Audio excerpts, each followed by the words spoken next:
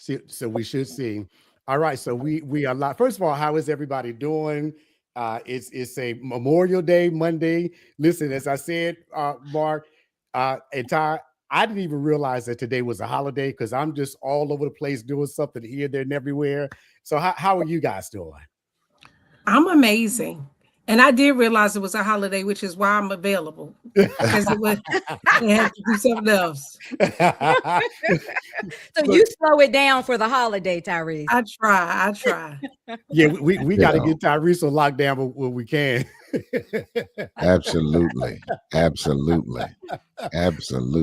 Mark, how you doing down there? We've been so rain starved, and we're getting rain up here. Are you all getting it down there now too? We are finally. Yeah, we are finally. And it's making me depressed because I should have been out on a golf course this morning. Lord.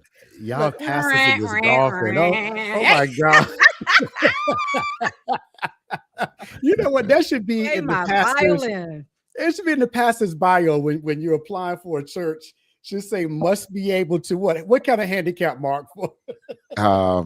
Just the fact that you play golf is a handicap. Pastors gotta have be able to relax too. Oh my God.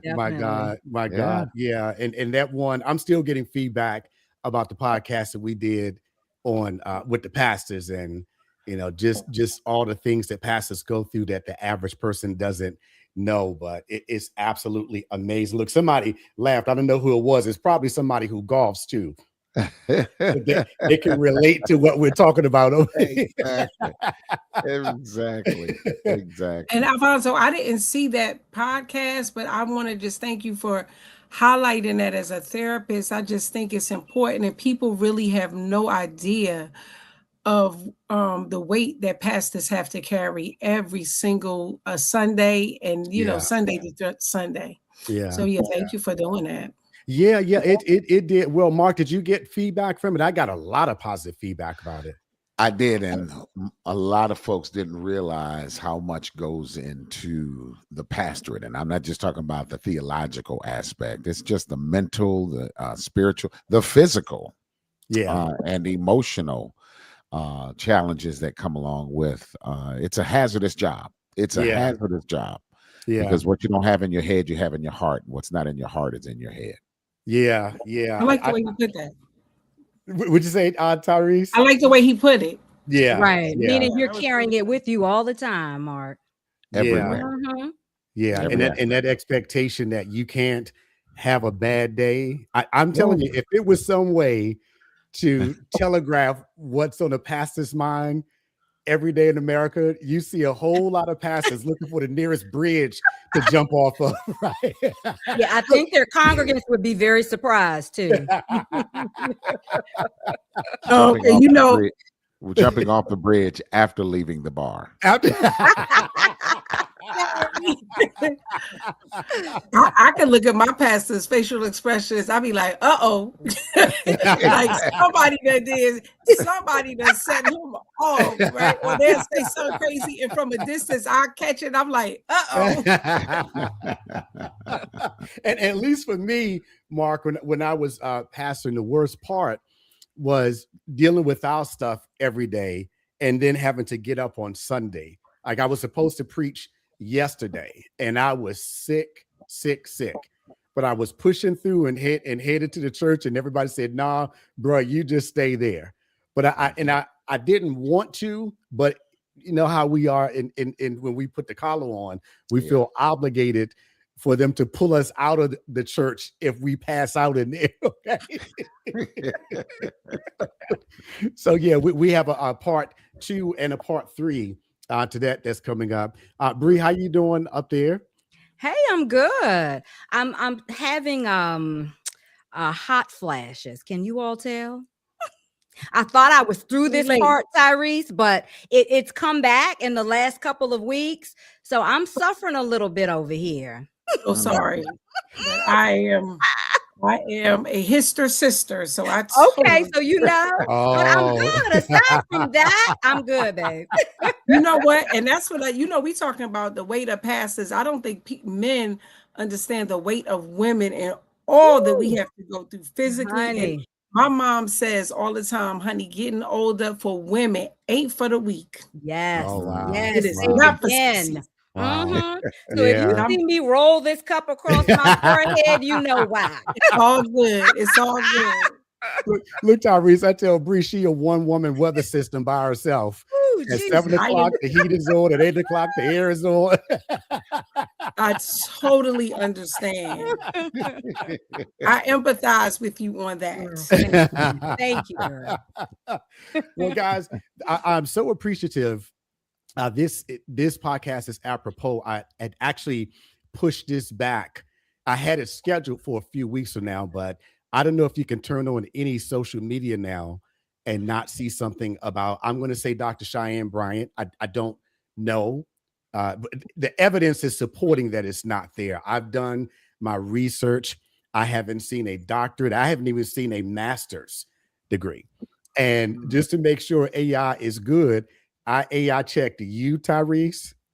I AI checked you, Mark. I AI checked me just to make sure I'm not in a dream. And we all came up legit. Which AI did you use? I use Gemini. Okay. Okay. Yeah. I use Gemini. And it is so important now because everybody here being Black knows the challenge of what it's like to try to get Black folk to get in and stay in mental health care. And God has blessed me to be doing this for almost 30 years now. And it doesn't get any easier in terms of our people who look like us saying, yeah, let me get my ass set in front of somebody and talk about what's going on. Mm-hmm. And the fact that we now have what we're doing now, we have podcasters who all of a sudden become credible because they have 1 million followers. Mm-hmm. Now, what people don't know is you can just buy ads on YouTube and you can basically buy subscribers. But because somebody has 1 million subscribers, automatically in our society, they're considered credible. And then all of a sudden, what they say is gospel. Have you all, I know Bree has been watching a little bit of it with me. Mark and Tyreese, have you all seen it on your timelines? I definitely have. Matter of fact, I didn't even know who Dr. Bryant was until recently because of all of the kerfuffle about what's going on with her. So because I'm not a reality TV show watcher necessarily, so I wasn't familiar with her. But talked to my daughter and she was very familiar with her because she likes ratchet TV. But yeah, it's just been very interesting. What's been very interesting for me is to see the different sides that people are taking as it relates to it. Yeah.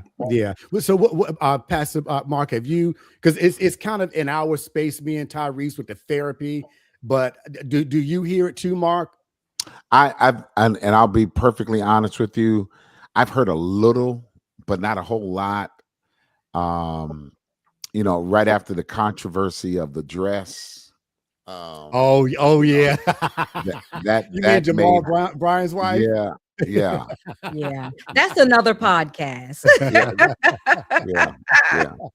But with Cheyenne Bryant, I have not heard a lot on my timeline about this at all. Okay. Well, if you go on one of your social medias and look her up, then whatever social media it is, it's going to put her in your algorithm.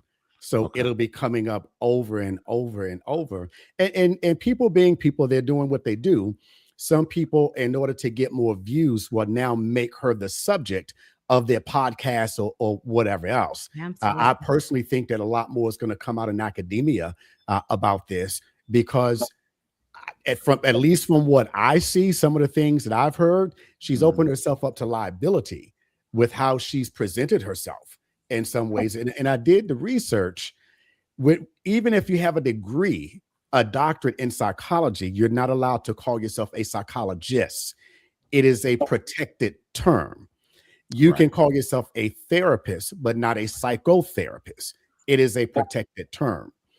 And when you start talking about you're a psychology expert, people hear that and they think automatic credibility. And people, instead of getting scientifically efficacious mental health care, they'll just go to a podcast and say, oh, well, Dr. Bree said this, so she must be right. After all, she's Dr. Bree. And here's what I've been hearing, Tyreese. I want you to chime in.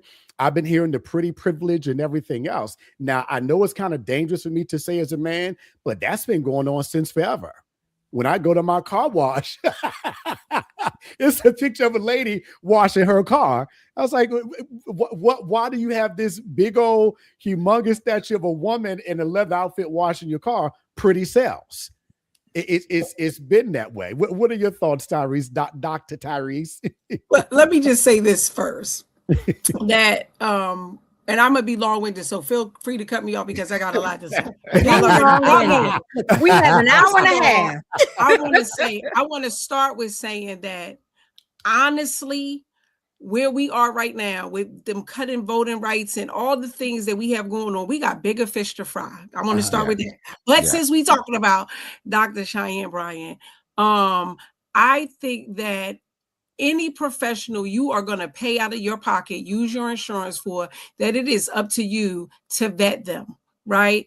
And if having the degree is what's important to you, then you should vet them on that. Now, for me, I don't care what your degree is. I want to know how much you know, because we all know that there are people with PhDs, PsyDs, and so on who still don't know much. Yeah, they don't know, right? Or they have not been able to apply what they know, right? And that really is where the rubber meets the road. At the end of the day, if you can look really good in a resume, and Alfonso, I know you and I both have hired people who look amazing on paper, and they have the degrees, and we can confirm that they went to school, they passed the test, they wrote the dissertation, and now they are hireable. And then when you get them, they don't know how to deal with our community. They don't know how to talk to us. They don't have any cultural humility, all kinds of things that really make them not the right fit. And so I just think that just because a person, even if, let's say, medical doctor, I still need to know that you know what you're doing and beyond school. Like, I want to know, like, you can have graduated from the best school, but I don't want to be the first person you operating on. I'm just right. No, so we want, clinical grounding. Now, the other thing, because I want to say this and be totally transparent. I have 2 honorary doctorates.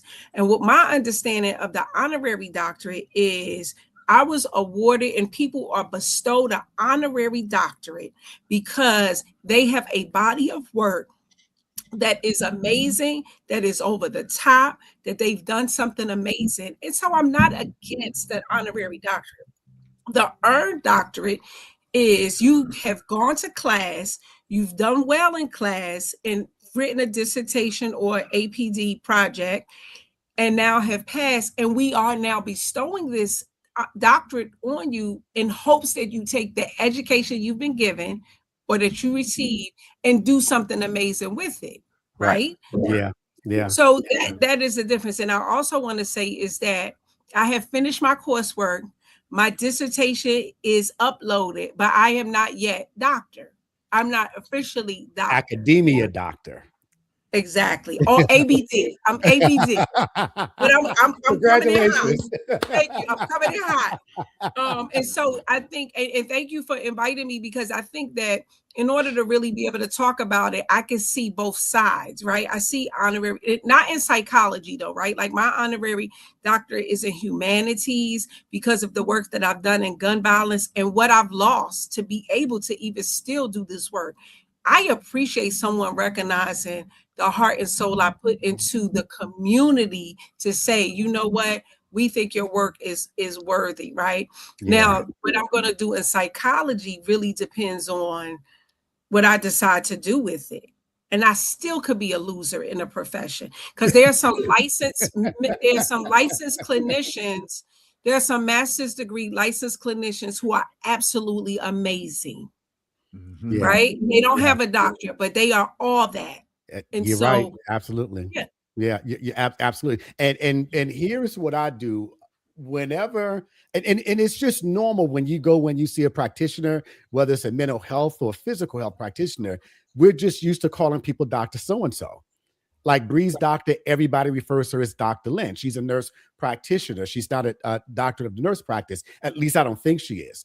But people call me Dr. Lewis. And the first thing I say is, first of all, no, I don't have my doctorate yet. I graduated with my master's degree in 2001, and I went right into my doctoral program because I wanted to be an FBI profiler. And then life got in the way of living. Me too. Can you see us, Tyreese? Look, profiling. Yes, I did. And hey, Ty, do you know what changed my mind? Were you working at crisis response during the Beltway snipers? Yes. We worked at crisis response with Muhammad and Malvo. And one day, we all, the psychiatrists, all of us psychologists, everybody sitting around, we're doing profiling. And we all had these middle-aged paramilitary white men angry with the government. And when Malvo and Muhammad popped up, I said, yeah, this is a little harder than I thought. We were all a loop, right? Yes, everybody. Yes, it did. But we also had not had and that's my point, Alfonso. We had a lot of experience and a lot of knowledge and training working with that type of person, but we had not really had the training. And even with training, you can be off. Absolutely. Right? How many doctors, why do doctors have malpractice? Even as a clinician, licensed clinician for 20 plus years, I have malpractice insurance in case I blow it. Tyreese, and is it expensive? that malpractice insurance kick out. And I'll say this for any clinician, we are the most credentialed profession and get paid the least. So it's hard work. It is. It really is. What kind of continuing education do you all have to do? I think we have 40 hours. We have 40 hours every year. Yeah. And Ty, now I am licensed in Maryland, and that's the other thing. You can go to any board of professional counselors and therapists or social work, any board, and you should see Tyreese McAllister, LPC, LCPC, status active in her license, and maybe even the expiration date. Now, when I was licensed in DC also, I'm right on the DC Maryland line. I said, I don't need both because I'm not doing the kind of work in DC I thought I was. But when I see people like Tyreese, who's licensed in Maryland, DC, and Virginia, man, all that money for the license and everything else, you got to have a part-time job just to keep up with everything. They all want something different. I got to get background checks every so often, fingerprint. Yes. So it's not, and I appreciate that because you don't want people who are frauds. And I think that, and this is the unfortunate thing for Cheyenne, because I heard a few clips and only a clip, so I really can't say for sure, but it sounded like she was giving some sound advice, right? And even I think of myself, everything that I give a client is not from a book, a textbook, or something I learned. Some of it's common sense, some of it's mommy knowledge. Sometimes my mother done told me some good stuff that done helped me, and let me share this with somebody. Or it could have been my pastor. You know what I'm saying? Like some things, are intuitive. And I think that, people are getting this. I don't think she should lie, right? I'm not condoning her lying. I think she would have been better off saying that I'm a coach, right? Or go, even get credentialed to be a coach. There's so many ways that she could have still had this amazing platform without lying. And so what she's done now is really embarrass herself. And that's unfortunate.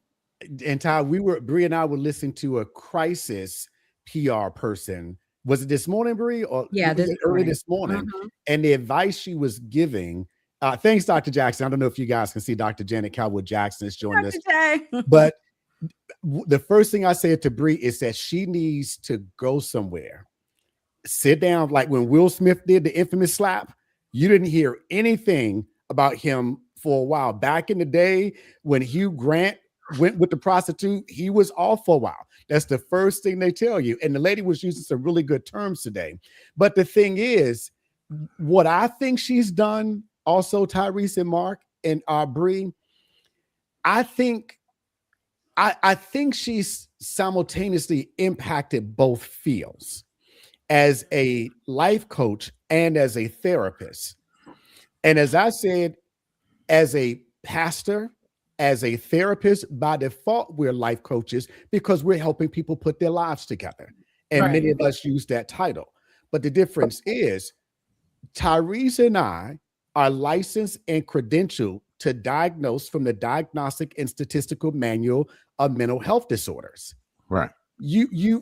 When you are operating as a coaching, you don't understand that there is something else going on here. Then it's very easy to potentially hurt that person. Absolutely. As opposed to help that person. And when a person is in need of psychiatric health care, trust me, you don't want that smoke. I don't know. I will not say the person's name, Tyreese. I'm not sure if you were working at Laurel Hospital with me at the time. Weren't you at Laurel Hospital with me at one point? I followed you. One of our colleagues, the way it worked, I was the head of what they called the psych-ER, the supervisor.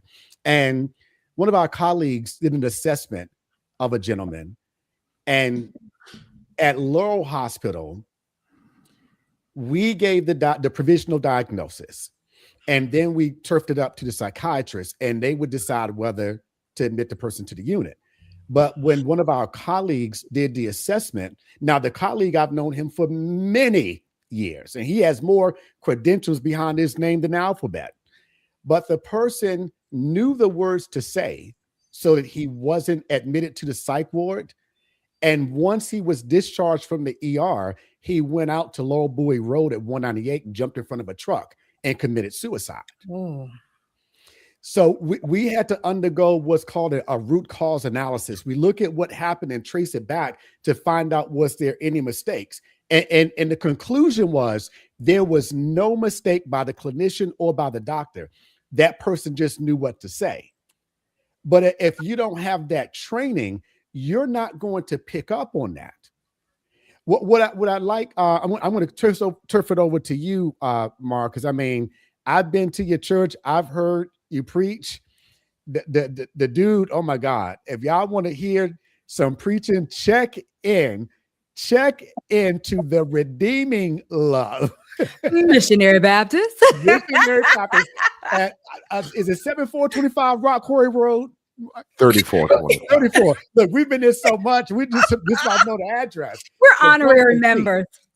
but what I admire and respect about Dr. Gibson, I'd like for you, Mark, to talk about what it was like getting that doctorate, and talk about, for you as a pastor, when you provide pastoral counseling to your individuals and your couples, but then you'll call me and say, Alfonso, I got somebody that I need for you to see.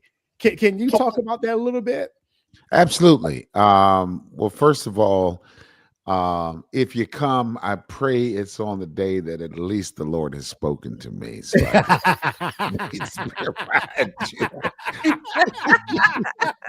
look, that would be Sunday through Saturday.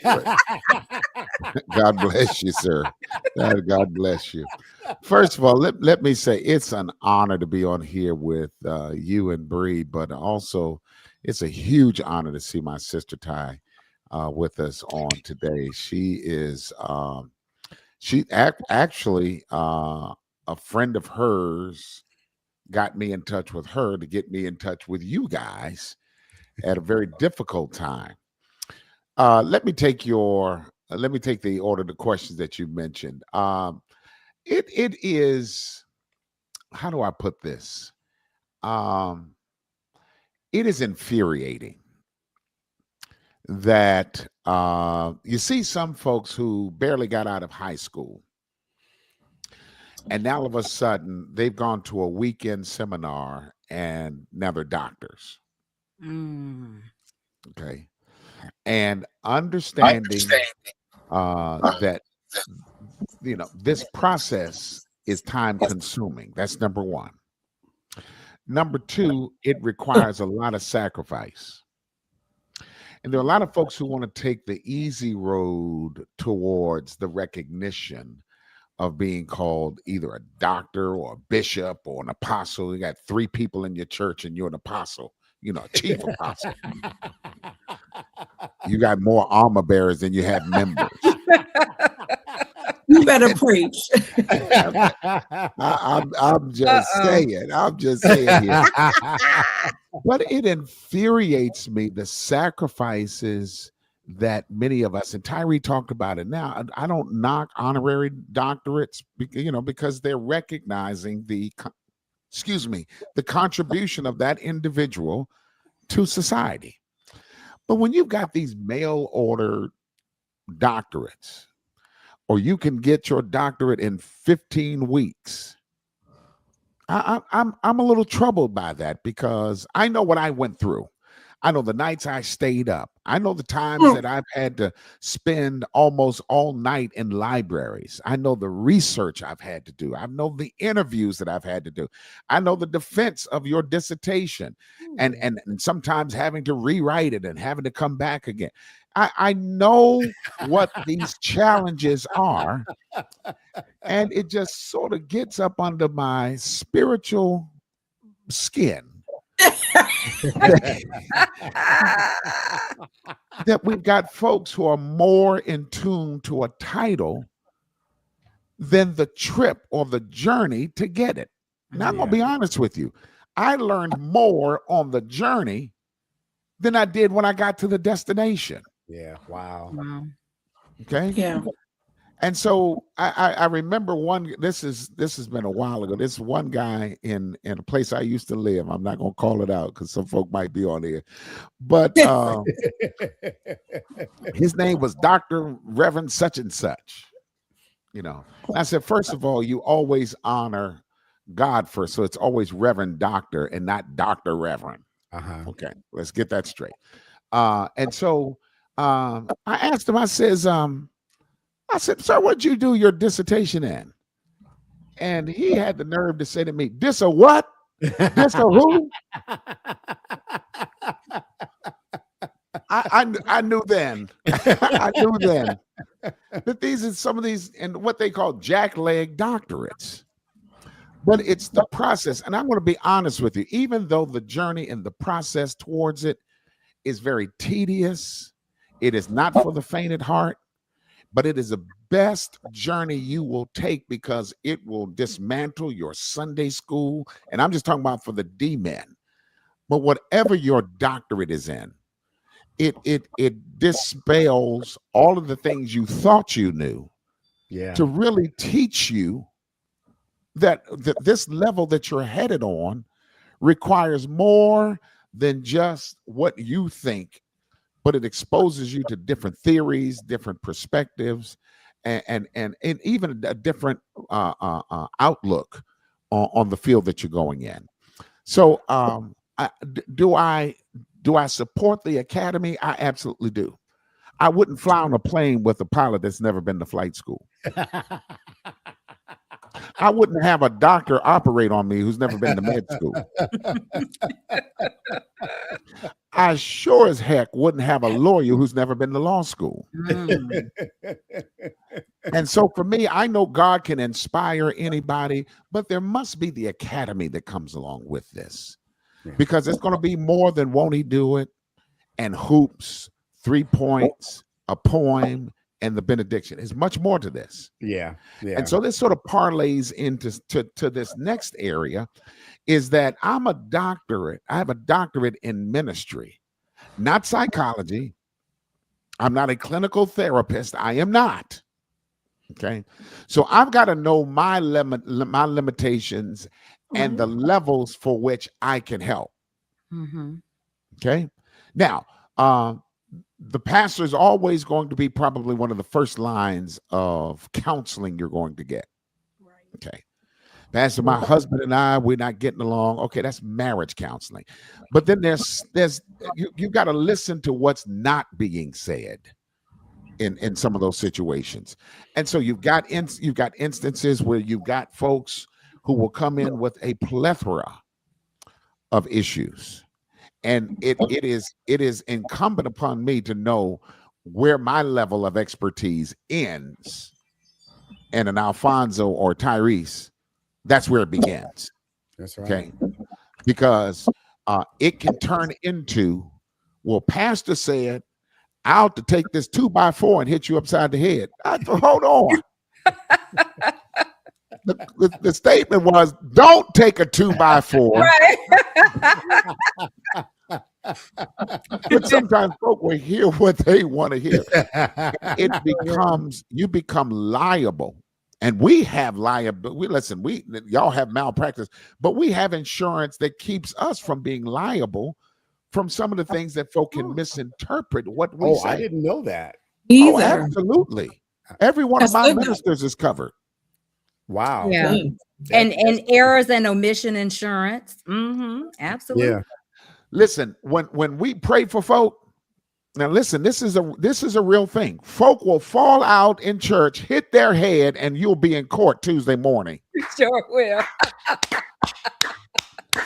or Pastor pushed me down in the floor. Pastor pushed me down in the floor. I didn't push you in the floor. You hucking and bucking and going back. And so, those Payless shoes you had on the heel broke. And you fell. I'm sorry. See, and this not even Sunday. See, this is preaching. And Mark, if I can say something, many years ago, first of all, and when you go to any school of counseling, Bree, can you hold that book up? My thesis right there, it should be right there to your left. You're going to have to do some research. That is my thesis. That's a book. When somebody says that they cannot find their credentials or whatever else, you are proud of that book. When you graduate, I sat my black behind at the American Psychological Association doing that lit review and everything else. Oh, they were going to give me my book. Okay. Right. So somebody says, prove your degree. I got my book. You know what? I'm gonna put it on my phone, Ty. You know what, Alfonso, speaking of that, that's what I knew that something was wrong. Because even if someone questioned me now, what I can show them is a transcript, right? I can show them something to say that I'm doing what I'm saying I'm doing. And when she said she called the financial aid office, she called financial aid. And there's no building of financial aid. And ain't nobody giving you your money back because you didn't finish. And she said they told her that she could get her money back. She just couldn't claim. I'm like, girl, don't nobody do that, because you know how many people didn't finish their degree would say that. And there's no such thing. And if Argosy University is closed, so is their financial aid office. Yeah. So those things. But Mark, the one thing that you didn't mention, you mentioned those late nights, you mentioned studying, you mentioned listen, I had to dye my hair extra because the gray kept popping in. And in the process of me trying, and my doctorate, me working on my doctorate is over 10 years old, because in the midst of it, I also lost my daughter. So I had to get my mind right. I lost my brother in the midst of it. So, there was a lot of things going on in my life that stopped me, but I got right back on, right? Stopped me. And you know what it was? Every time I looked at how much money I owed, I said, oh, heck no. Yeah. I got to get this thing at least, because the money is, y'all don't even want to know how much I owe in student loans. I ain't worried about it, but I was $210,000. I'm right there with you, buddy. I'm right there with you. And so that's the thing. But you know what though? But thank God, because it motivates me to say, oh, I cannot stop. Yeah. I can't just have this debt and not have the letters behind my name. And so, and that's the thing, like nobody, because if people have asked me about like scholarships, I say, nobody giving you no scholarship for no PhD unless you are studying something so extraordinary. But you don't hear people at this level getting no scholarship and a full ride at that. It's just not happening. No. And I want to piggyback on something Mark said too. And somebody, Lisa asked the question, are people just in it for the name? Yeah. Pastor Mark mentioned apostle here. I ain't never seen so many titles in all my life. But people, the name recognition. Yeah. And the first thing, Tyreese, Mark, and Bree, you know this because you work with me in my office. People say, do I call you Reverend Lewis, Dr. Lewis, Mr. Lewis? Call me Alfonso. Am I telling lying, Bree? I'm always Alfonso. No, you always been like that. Always Alfonso. But Always. Alfonso, I do the same thing, and I probably learned it from you, right? Because, and I just want to say, when I first entered school, I'm gonna tell you, my first 2 classes, like, they turned me out. I was in here crying. I mean, no, I was crying real tears. It's a different way to think in a doctoral program, and it really your brain structure is something. So I just remember really having a hard time and thinking, I don't know if I could do this. So a friend of mine who had a doctorate says, she would explain stuff to me. I said, well, why didn't they just say that? You know, what is the problem? Why they gotta say it all up here? And she says, well, that's academia. And I said, well, I'm gonna be dealing with regular folks. I'm not gonna be all up here, right? And she says, no, you want to be able to do both. You have to be able to do both. And that really helped me, because I have to stay grounded to help my clients, because my clients look like me. And my clients don't have the education I have, some of them. Yeah. And so I really need to be able to talk in the 8th grade level, so they understand how do they get help. Yes. And we can't afford to not do that. Tyreese, I asked Bree years ago, in my office, I have about 10 plaques and things up there, and I wanted to take them down. And Bree said, I don't even know if you remember, Bree, this is when we first got married. You said, Alfonso, when people come to your office, they want to see evidence that you're the real thing. Right. And I said, you know what? I hadn't thought about it that way. And then I would have people come in, sit in my waiting room, because I can see them in the camera, and they're looking at my credentials. So I get it. And yes, Lisa, people they like the prestige that comes with it, but they don't want to put in the work or deal with the responsibility. There was a famously in school of counseling and psychology, we have to learn Tarasoff 1, Tarasoff 2. We have a duty to protect and warn. And some of my patients watching I'm doing this, I've sent the police to their house, because my responsibility is to make sure you are safe. But there was a priest, Mark, where the man came to him, was saying that he was feeling suicidal. And the priest's words, and I quote, if you were really going to kill yourself, you would have done it. He committed suicide, left a note saying, let the priest know I was serious. When Mark talked about, when he talked about going to school and learning the homiletics, hermeneutics, and crafting a sermon, exegete versus eisegete, he's not going to school to diagnose melancholic depression, dysthymic disorder, major depressive disorder, schizoaffective disorder. But the priest operating outside of his scope of distinct competence, that's right, somebody's life was lost. Right. And that's why I say, when I had the respect for preachers like Mark, and I know Jamal Brown is on too, Pastor Brown, I'll get a call, hey, Alfonso, I need for you to see somebody, because this is now above where my pay grade is. Mark, when you are talking to people like that, is there like a line for you that you say, okay, well, once I hear this, I'm kicking it over to Alfonso or Tyreese? Yeah, absolutely. Absolutely. Especially when and again, different pastors are suited in different areas of counseling. Okay. I don't have a counseling degree. I do counseling, and as a part of my training in seminary, there were some counseling classes we went to, but that doesn't certify me to be a counselor. No more than me standing in my garage certifies me to be a car. Okay.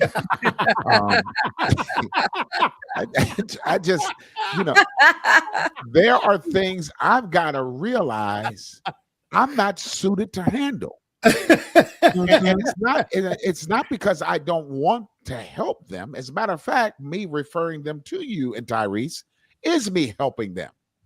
Right. But I think a lot of times, and I'm not saying this is every preacher, but there are a lot of preachers who feel like they're all things to all people. Okay. So come to me if this is going on, or come to me if that's going on, or and I'm going to give you all the answers like the Wizard of Oz. Okay. And so what we try to do is we try to handle everybody's problems. That's one of the reasons why many of us break down before we should be broken down. Yeah. Because we're handling too many other people's issues. Yeah. And I said it to you at the Mm. top of this. What's not in our head is in our heart. And what's Yeah. not in our heart is in our head. So we Yeah. walk around with other people's stuff. That's why I admire the two of you all. You know, I admire Bree because you got to come home to Bree and you unload sometimes some of the stuff that you have to deal with. Yeah. Yeah. Not, Yeah. you know, I don't want folk that is watching to think that we're compromising the integrity of your conversation. But even a therapist needs a therapist. And I got one. Yeah, he has one. Just like a pastor needs a pastor. Yes. Okay. And so I think there you have to know your limitations. So if somebody's talking to me about, you know, I've just, you know, I don't really want to live the rest of this life. What am I going to say? Well, you know, God's waiting on you. The heavenly gates. No, that's not what that's not my role. Yeah. My role is to get you help so that your mindset doesn't stay here in that position. Okay. Yeah. I like that, Mark. I like that. I tell folk all the time, heaven is my home. It is, but I'm not homesick right now. I'm not. Yeah. Okay. I got a lot more to do on this side, but I've got to understand what it is that my role is in getting that person to becoming holistic in their development. Yeah. I play a small piece, but too many preachers want to be the main show. We want to be responsible for why sister such and such didn't hang herself in her bedroom. No.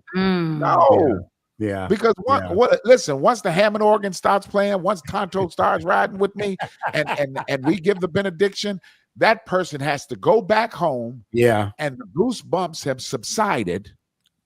Okay. Now what? Yeah. Yeah. I want to read what Dr. Jackson said. I think she's talking about Cheyenne. I don't think this lady was forthcoming. I will say that after Argosy University closed, it was sued. I didn't know that. Students were given the choice. If your loans were forgiven, you could not get your degree or your transcripts. However, if she was a student, she could have received her transcript by checking the State Department of Education.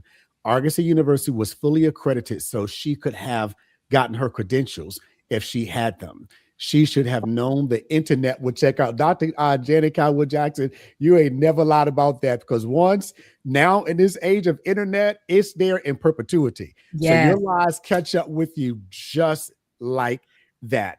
Bree, I want to bring you in now, because you went to a life coaching, graduated a life coaching program, and I will send people to a life coach when I know that, okay, we have the mental health stuff, we're good with that, and now they're saying they want to do some other things. Okay, let me turf this over to a life coach. Bree, can you talk a little bit about going through getting your training as a certified life coach, and if they talked on mental health issues or offered any kind of guidelines or anything?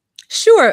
First, let me say that life coaching is unregulated. It is completely unregulated. There are no federal and state licenses for life coaches. There are two bodies that I know of, two accrediting bodies that will provide certifications, and they're credentialed. And that's ICF, which is the International Coach Federation. They provide 3 different credentials. One is the ACC, and that's the associate certificate for coaching. The other is the PCC, and that's a professional certified coach. And the other is the MCC, and that's a master certified coach. So they provide those 3 levels. And then there's the BCC, which is the Board of Certified Coaching, and they provide credentials too. So they're just those 2 kind of governing bodies, but they're trade associations. They're not mandated by a state or by the federal government. Those 2 organizations have programs. They're coaching programs all over the internet. You can sign up for a coaching program, and some of them have programs that are accredited through ICF or BCC. And some have coaching programs that are not accredited. So you can take a program that is not accredited, and if you're not looking to get any type of credentials, or you can take an accredited program if you're looking to pursue some of those credentials. So just lay that out. I went through what's called the Coach Training Alliance, and I did the basic. You start out with the basic life coach certification, which is the ACC. You get 60 hours of training and education, and then you have to do mentor and peer coaching. They call it coach to coach, where you're working with a certified professional level certified coach, and they're teaching you how to coach. So you're getting life experience. So that's the extent of basic coaching. When I first signed up for Coach Training Alliance, one of the first things they tell you is you are not a therapist. And they tell you to explain that to your clients. That is part of the ICF accreditation, to understand you do not provide diagnosis, any type of treatment or mental health assessments. And so as a life coach, you are to explain that. That's one of the first things that you do. You explain that. And if you see that someone has come to you that is not emotionally well or emotionally healthy, you are to then refer them out and not treat them as a coach. Right. That is the way that we are trained. So I don't know much about Cheyenne other than what I've seen, but she would have done better just saying that she was a life coach, because she could have continued to do everything she was doing with maybe some courses in a master's program or a PhD, if that's what she had done, but just market herself as a life coach with some continuing education. You know what I'm saying? From colleges and universities. But Bree, let me offer this as an observation. Might it be that Sister Cheyenne got exactly what she desired by saying she was one thing when she really was something else, and now the notoriety has come to her? She's got books, I believe, and now she's got folks inviting her to do podcasts and seminars, and the risk of this is she's going to enjoy the notoriety on the front side, but you better look at the liability that's on the backside of this. Absolutely. Because when you proclaim to be something you're not, it will soon catch up with you. It's like a lot of these. It's right. And I know I'm gonna get in trouble with this, but it's okay because I ain't scared of near one of y'all. You ain't scared of us, Mark. Not near one, you or anybody on the podcast or watching on Facebook. It's like these young preachers, and I believe in sowing into young preachers. I really do. But you can't become something that you're not. You can't minister something you've not experienced in your life. Absolutely. Just learn how to live, serve, and submit. And these things will come to you to make you a better person. But when you get so enamored at being called a bishop or a pastor, or anything to that nature, it will soon come to catch up with you when you realize once you get in that chair, it ain't what you think it is. Yes. Especially if you did not go about it the right way. Come on. And see, there are some things here. Now, first of all, Tyreese and I are licensed, so there are things that we have to always make sure that we watch what we say. So I'm not diagnosing this as a licensed healthcare professional, but with her, I do see elements of narcissism. There are other therapists saying that it's all over the internet. Ego. And with that, there's what we call a psychiatric phenomenon. The name is mythomania or mythomaniac. A mythomaniac is somebody who has lied so much that they start to believe the lie. You better preach, Apostle. You better educate the people. Come on. And let me just tell you, we're seeing it on the news every day. Somebody lives in 1600 Pennsylvania. I'm just saying. And he really got you riled up the other day, Mark. He got you really riled up the other day. Oh, you know what? Though we're living in a time where this is like the norm, right? That people will say a thing, like it is really becoming the norm, and the narcissistic behavior is becoming the norm. That people want to be something that they're not without. Because the thing is, and this is what I say about the stuff that I've done. Like when we talk about jealousy, there's no reason to be jealous. I have not done anything that you can't do. If you want $300,000 worth of student loans, have at it. Yeah. If that's what you want. You know, even when the other stuff that I've gained as a result of losing my daughter, do you want that? You know, I've gotten in some rooms and some doors, but it was as a result of my lived experience with losing my daughter. You want that for yourself? Like people got to understand that what God has for you is for you. Even when I had an opportunity to be on a reality TV show and it wasn't working out because my schedule could not work with it. And I wasn't going to compromise my clients just to be on TV. Although I wanted to be on TV. And I said, well, it just wasn't for me. What God has for me is for me. And it turned around 6 months later and I was still able to get on. And the segment they put me on was even better than what I was initially called for. And that is knowing that what God has for me is for me. You're not going to trick God. You're not going to upset God to do something but you just got to put in the work for whatever the thing is, or be able to take the sacrifice. We want the shine, but we don't want the grind. And my husband can tell everybody, I am in this office till 12, 1, 2 o'clock, and then getting up at 5, starting all over. Like having a business that's and working a job and trying to get a doctorate. Listen, it ain't for the weak. That's the grind. And when Bree will come in and she'll start talking, and I say, babe, hold on, I'm typing in my medical records.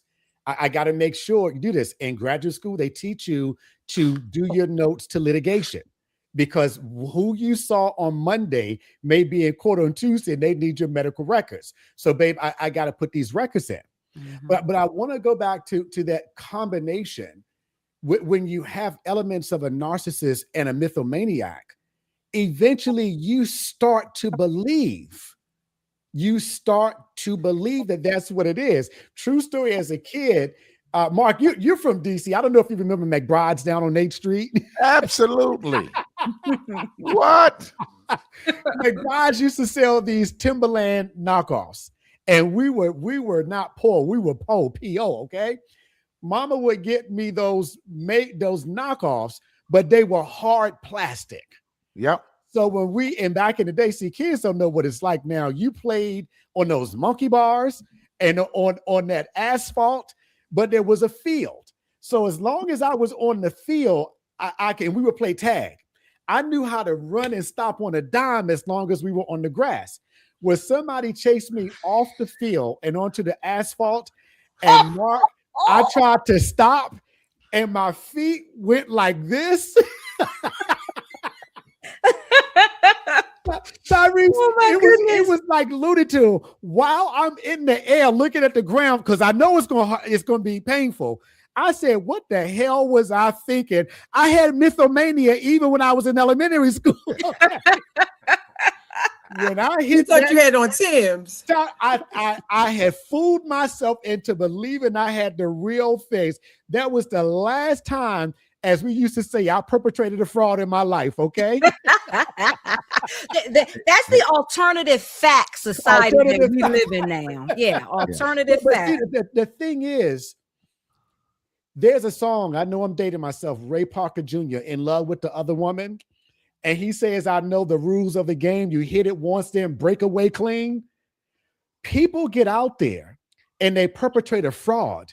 But when the money starts rolling in, when they see the glare in the lights, they stay in it. They stay in it. And eventually somebody is going to fact check you. Now, I'm not advocating that you do it.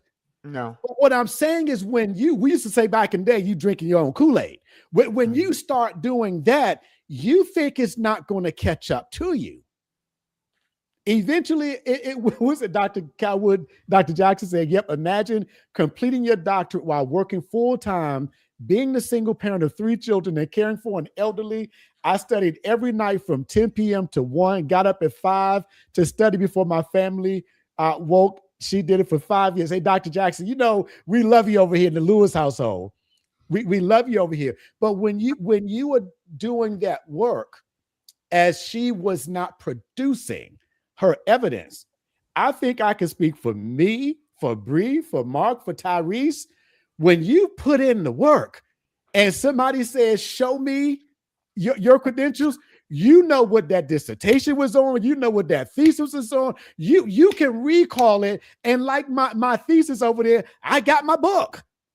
Right. And you can produce it, and you will want to, like, and not just that, but anything anybody says I didn't do, let me show you that I did it, right? Like, you know, receipt. We're living in an age of receipts, right? So who has receipts and say, I'm just not going to show them to you? That's not even the age we live in.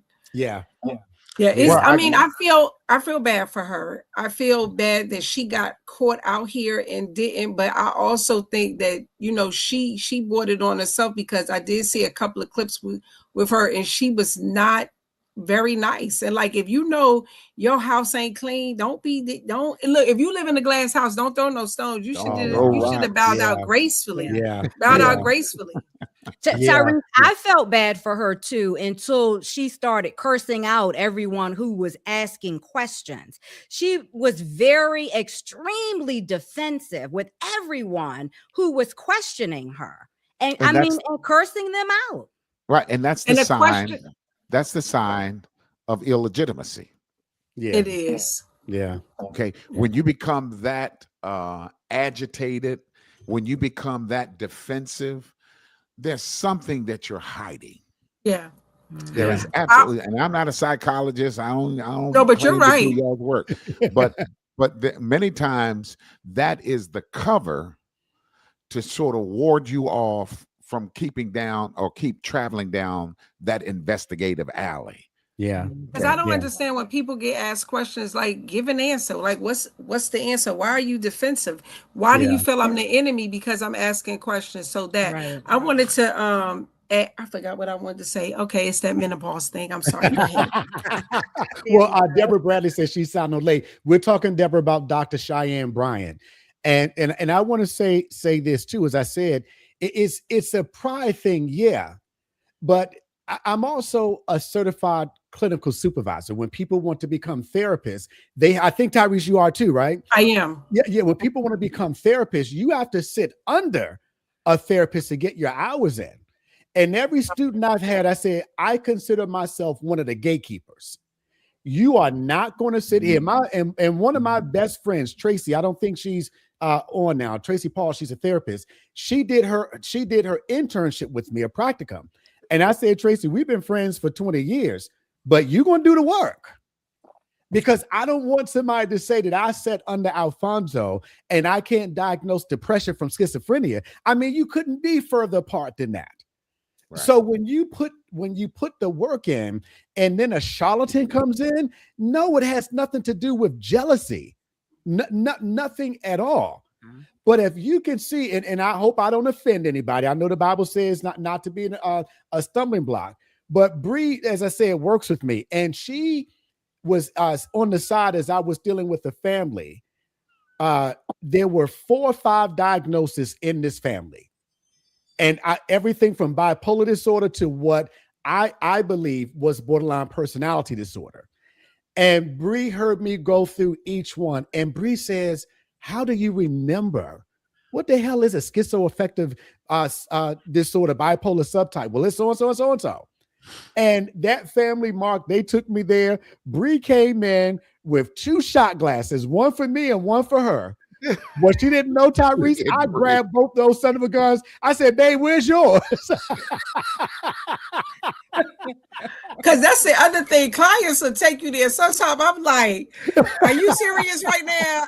I know you ain't serious right now. Like, and honestly, I don't even deal with the people who in my private practice. I say I have years of experience in crisis works. I have dealt with people with schizophrenia, bipolar, but I deal with the little depressed housewife or the person who's having a little, it ain't even that, it's not that big of a deal, but I'm telling you, they will drive you there. People just making dumb decisions, and Yeah, I don't drink though, but I have wanted to. I have thought about it, and I was like, I might need something stronger than a drink with some clients. And so, again, you do have to know what you're talking about because you are dealing with people's lives. And like you, Alfonso, I'm not pressed about doctor, but I must say, when people call me doctor, it does feel good. I love it. Yeah, I feel like I feel like they feel I have authority. but when I do use it, it's on my invoice. Yeah, there you go. I know that's right. I need these student loans paid. I need to get these student loans paid. But so what you said, though, Tyreese, I'm always Tyreese. I'm always just Tyreese. But what you said, and that's why once again I wanted to have you on. Now, when it's reputable, when somebody is recognizing what you've done, it is an honor to get an honorary doctorate. But you said something that's key. And do you mind me talking about Ayanna? Tyrese's daughter, I've known Ayanna and her sister Deja since they were kids. We used to take 2 and 3 to the Watkins Park to see the Christmas lights. You could not have a better mother or father than Anthony and Tyreese McAllister. You could not. They did everything right. They sacrificed. They work hard. She sent them to school. She's up here. I believe it was a video shoot for her friend Tyreese, if I'm not mistaken. Yes. In DC. And when I say they did everything right, everything, there was nothing that Tyreese and Anthony McAllister did that I can say, oh, you didn't check that off on the box. Nothing at all. But a stray bullet hits her child. And Tyreese, I remember it like it was yesterday. I don't know if it was you who called me. I know I talked to you. And you said, Alfonso, she just died. And I went over to your house and was able to have prayer with the family. But she's sitting on I believe it was Channel 9 News, you and Mac. I could be mistaken. We actually made all 3 or 4 of the major networks because in 2017, girls weren't getting killed like they are now. Right. See them on TV talking about their daughter being murdered. And you know, the first thing people say is, well, she was where she was supposed to be, or she's that. No, I think she was in the Troopers Cadet program. She was. Was it the Troopers Cadet program, Tyreese? Yeah, she wanted to be a police officer. Going to a HBC, she's doing everything right, and she's killed.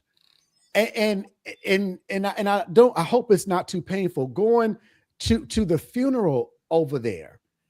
And to see her in that white horse-drawn carriage, it's like, but this is not supposed to be. Ayanna, she wasn't out jumping from bed to bed. She wasn't doing that. She did everything right. So her and Max start the Ayanna McAllister Foundation Against Gun Violence, and then I see Tyreese doing this, doing that. Who in the hell wants to be recognized for something as a result of your youngest child being shot down when you've done everything right? That's a parent's worst nightmare. Mark, you know about that, losing your child. Yeah. So to get the honorary doctorate for what you've done, if people understood the story, they would understand why God's glory is there. Right. So go ahead, Tyreese. No, take it. And really, I look at it as it was really God's glory. Like God really gave me, it was really very interesting. So for years, and you know, because I worked for you as a crisis worker. So when my kid got killed, I felt like I was on the other side of the desk, because for years I had been the one either delivering news or being there to support families when they lost a loved one. And here I am on this side, and God allowed me to do it very gracefully. And I'll say, God, there were many people that says, well, you're handling this so well because you have a degree. And I have to tell people, I ain't learned nothing in school, nothing. And at that time I was in the middle of my doctorate, nothing in school that would help me through this. This right here is all God. Yeah, I'm also from Newark, New Jersey, so we don't really, you know, that whole retaliation, I'm gonna get you back type of thing was very real in my upbringing. I'll just be honest. But God gave me such grace in the moment to not think about retaliation, and also to be able to forgive. I didn't know why. But then God again was giving me some downloads that I need to write a book, write a children's book, not even just a book. And I was like, book is not on my vision board, God. What are you talking about, a book? And then the children's book, because that's very specialized. It's not easy, it's a lot less words, but it's very specialized to write a children's book. God gave me the book. And so there was some things like, when I say, and this is hard to say, but it's the truth. God had prepared me from this very moment, from me taking my first job at Mobile Crisis. When I say everything I know this was God. It's no doubt in my mind, because how everything manifested. And so the honorary doctorate, I look at it as my obedience, because there were days I wanted to stay in my bed and not get up. And God said, get up and go, and to do. And I mean, me and God, look, I'm like, well, who was the angel that was fussing with God? I'm sorry, pastors. Gabriel was fighting with God. Moses. Was it Gabriel?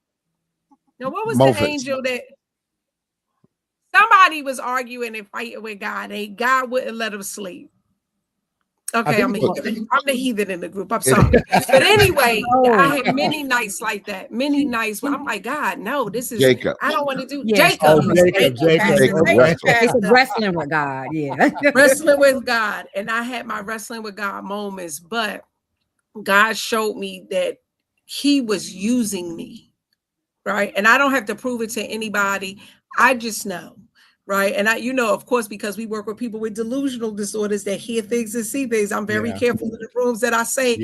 God was speaking to me, but I know it. And so anyway, through God's grace, even as a therapist, this is where I'm supposed to be. The lives I have been able to touch, I am supposed to be here. But not everything comes from a textbook. Not everything comes from a classroom that I learned. Some things are common sense that I happen to have that everybody else don't have. Some things might be a download that God told me, because I've said things to people and I'm like, where'd that come from? And God is like, it's me over here. It's me over here.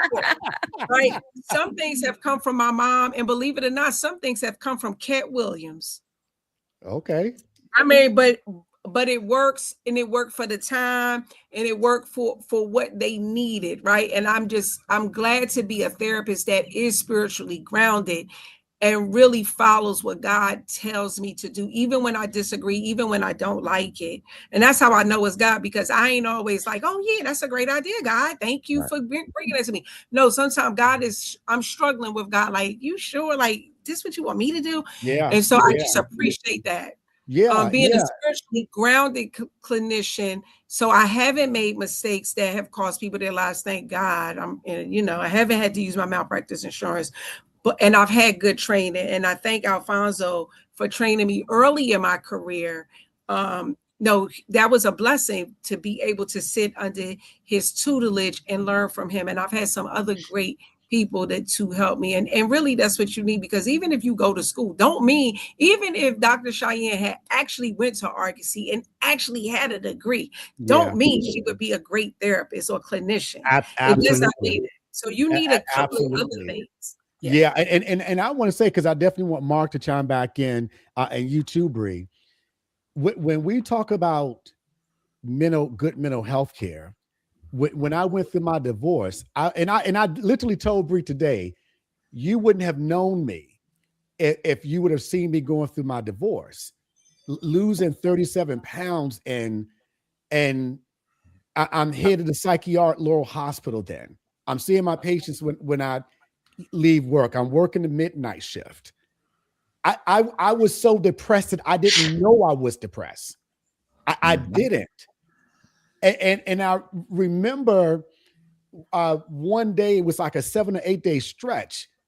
McDonald's was the only thing open when I got off. And I got like a Happy Meal or something. And I took a bite off the hamburger, and that mechanism in your stomach that triggers to your brain that you're hungry, mine was shut off. But I got people I gotta see. And when Mark is in the pulpit, when Bree is doing her thing, they don't see the pain beyond it. because I like to think everybody on this podcast, we wear it well. But I tell people, if you could see the effing stripes on my back, if you could see the stripes on my back, I have been taken to the whipping post so many times. And you think, oh, Alfonso, you think you all that, you do this, you do that. No, I count it as the Bible, as Paul I think said, I count it all but dung. It is nothing. I wouldn't wish what I've gone through on anybody.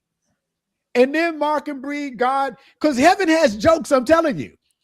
God says, I want you to now be a pastor. I want you to be a life coach. I want you to be a therapist. But God, I'm still mad at you for the last thing you did to me. Can we talk about this first? Yeah. So when I talk about quality healthcare, Mark has always given me permission to talk about him driving from Raleigh, North Carolina to get treatment. I never one time, Mark, talked about Sigmund Freud, Erickson, Gestalt, Piaget, Vygotsky. I never one time. I talked about real life. And Mark, I don't know if you remember when you were talking, I said, bro, that's all you got? I remember. And you remember what my response was? What'd you say, Mark? I can't say it on here. I don't want to lose my pastoral assignment right now. But I mean, and I kind of figured, okay, I'm going to this guy. Tyreese had recommended me to see. So, I was trusting Tyreese and her recommendation. And one of the things that really helped me sort of relax in it is when I walked in and you said, leave your title, leave your position there in the lobby. Mm-hmm. I want to talk to Mark. And I said, well, you don't know me, man. And when you shut me down, when you said, no, quite the contrary, you don't know you. I was done. And I knew then that this was going to be good for me. But the thing, and you've got the poster in the background on your wall. A lot of us are suffering while we're serving other people. Mary, can you put up the suffering while serving post picture, please? I'm sorry, Mark. Please continue. Yeah, it's a lot of us, and we don't even realize that we're suffering because we are so conditioned to serving. What we've done is we've allowed, and all of these individuals that are listed on here had a chapter in this book, and it was absolutely wonderful. Got the idea from Tyreese, just so you know. So I guess I owe you a tithe. Owe me nothing, brother. I owe you. Believe me when I tell you, I owe you a lot for introducing me to this cat right here.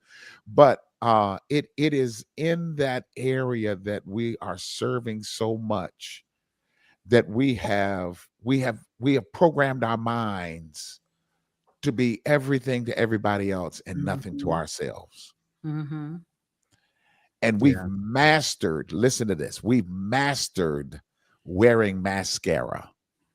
Yeah. We have mastered that. And so when I came to you, I had my little guard up and I'm good. And then you was like, man, that's all you got.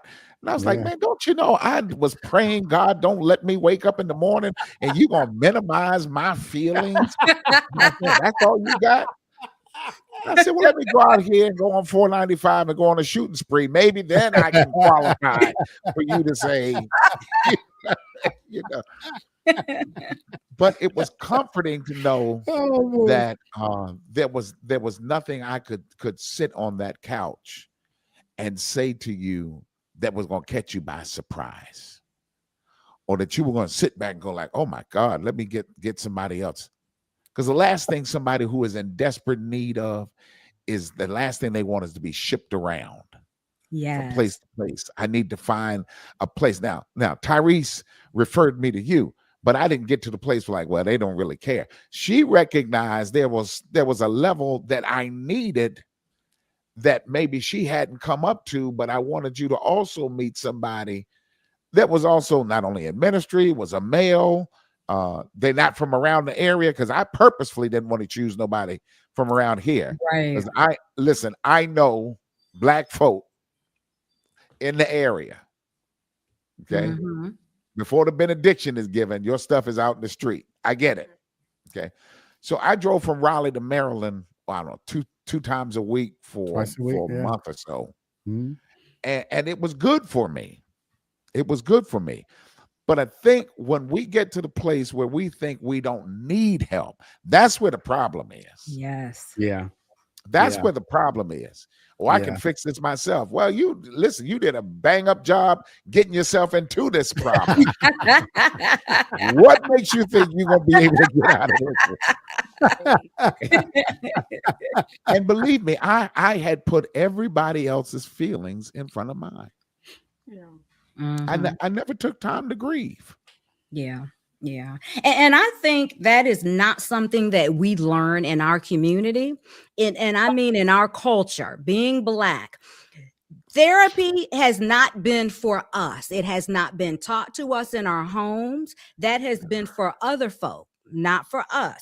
We don't see therapists. You're not crazy, is what you're told, or the money's not there, or that's just not something that we do. Pray about it. Yeah. Yeah. There you go. Pray about it. Yeah. Yeah. Mm-hmm. Yeah. If you're in the church. Absolutely. Or your prayer life is not strong enough. That's why you're going through this. Yeah. Yes. So you don't have enough faith, Mark. Yeah. Mhm. That's it. Yeah. That's it. Yeah. And listen, that's not just for the congregation. That's for preachers as well. And so what we don't want to do is we don't want to show any chinks in our armor, because we're afraid that Reverend such and such going to let your congregation know, your pastor been hearing voices and it ain't the voice of God. Just thought you should know that. We go again. Yeah. We go again. Yeah. Yeah. And so over here at the Come By Here, everybody is here. Jesus is Lord Church. You can be with us. And so what we do is we take on this narcissistic, just like Moses. If I go to the mountaintop to go to Mount Sinai and go to the mountaintop to get the tablets, guess what? If I'm not there at church, they're going to tear everything up. Yeah. So we feel like we need to be there every Sunday. We got to preach every sermon, and we got to make sure that everybody hears our voice. Let me tell you something. As a result of going through therapy, there's 4 Sundays in a month, and 4 times a year there's a 5th Sunday. Okay? I'm not preaching every one of them. I can promise you that. So even if you on here from Redeeming Love, I can tell you right now, I'm not going to do it. I'm not going to kill myself. The only person that died for everybody was Jesus. I am not him. And so I'm not going to sacrifice myself in a pulpit every Sunday and die for everybody else and not live for myself. Yeah. Reverend Dobbin is on here too. So yeah. Pastor Jenkins she knows. Pastor Jenkins at First Baptist Church of Glenarden, he would take every August off. I'm not sure if he still does that, but when I was a member, the church was closed in August, and he would take Sundays off. And it through the entire month of August. So everybody knew that pastor was not preaching for an entire month. So is that something, Mark, that you've ever done or ever thought about doing? Yeah. Listen, not only have I thought about it, it is part of my contract that I do a sabbatical. Okay. And it's a sabbatical is totally different from a vacation. Mm-hmm. Okay. Sabbatical. Listen, I hate that Aunt Janie died, but I'm on sabbatical. Yeah. Okay. And you've got to get away. Jesus himself got away. Even though they didn't let him stay away, he got away for his own mental sanity. Yeah. When you've been pouring out all year long, there needs to be a time of a pour in you. And so I utilize sabbatical not to play golf, not to go to the beach. I use that time to write. use that time to do intensive reading. And sometimes I just use that time to meditate. I don't need to be anywhere specific. I just need some downtime where I don't have to worry about meetings. I don't have to worry about ministries. I don't have to worry about sermons. I don't have to worry about Bible study. I don't have to worry about the finance meetings. I don't need to worry about all these other different things that come along, because that's all going to have its place. But what good does it do for me to have to do those things and I'm broke down? So yes, August is our month where we call it vacation. There's no meetings at the church. There's nothing but worship. But that, it's just up to me when I decide I want to do the sabbatical. When I do it, it could be in August. And I don't even drive past the church. That's how good. That's how far removed I am. But and if I may, when you were coming up, Mark, and one of the first things I said is you're doing too much. My therapist told me when I was going through my divorce, Alfonso, you're too available, you're too accessible. And I told her my schedule. She said, "Are you effing kidding me? You see that many people and you do whatever. Well, yeah, I just don't think about it." So when I had you take that month off church and off work, at least as I see it, that's when I said, you don't know you, talking about your brother and your son, and all this leading to a new job, leading the churches now had his mortgage burning, a year or two ago, leading to that. And that, I believe that was the impetus behind you getting your D-men with the focus, if you want to speak about that. Yeah.